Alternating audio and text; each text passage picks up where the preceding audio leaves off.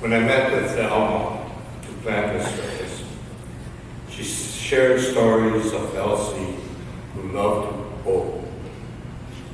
In fact, Alma said that Elsie spent so much time at the boating alley that it seems like she was raised in the boating alley.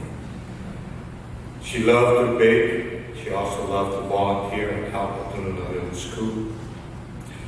And though my introduction to Elsie was short, I sensed that she lived a life that was often difficult, and yet was able to evoke her unique virtues and values of life, that spoke of a woman that enjoyed life, loved to be of service to others, and was able to weather through some difficult spots in her life.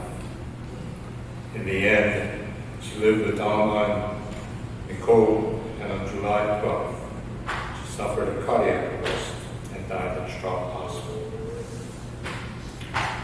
In life, we all have our likes and dislikes, and our ways of doing things, of expressing our love and our care. And over time, they become us, and they become reflections that forms the creases and curves of our faces. We will be remembered for the face that we have made living life as we know it. For each of you who knew Elsie, as you look at her picture that her family has chosen for the service, you'll find yourself remembering words, laughters, deeds done together. You remember your interactions and your relationships to her. And you know that the picture is Elsie's. You know that face. And as you look at that picture, you recognize that there is an album of memories that are associated with that face.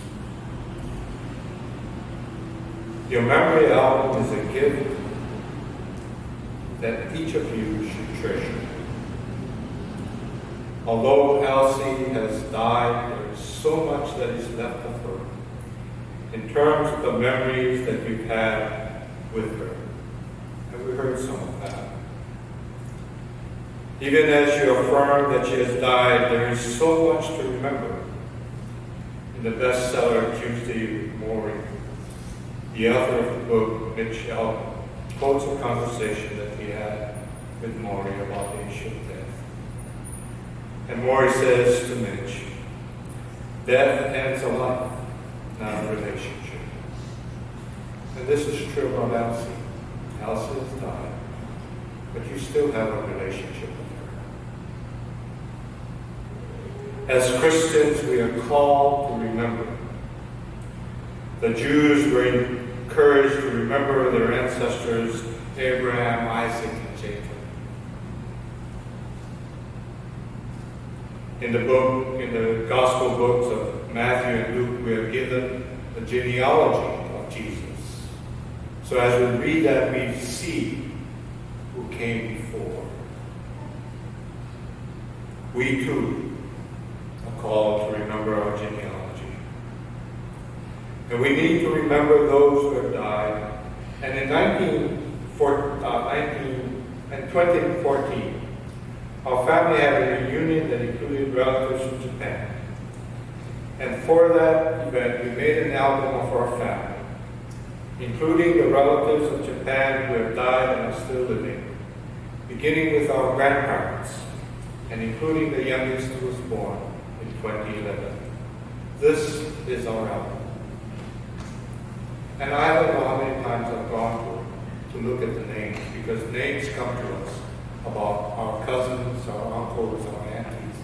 And I don't know who they are, but if I go back here, I know who they are, because I've met many of them when we went on our trip to Japan. In this album, there's a brief description of our grandparents and each of our uncles and aunties. And this is an aside. But Makito and I were just talking, and he's going to visit Chia's parents. And I told him, I said, you should talk story with them and find out a little bit more about their family. And he said he remembers seeing a sunrise soybean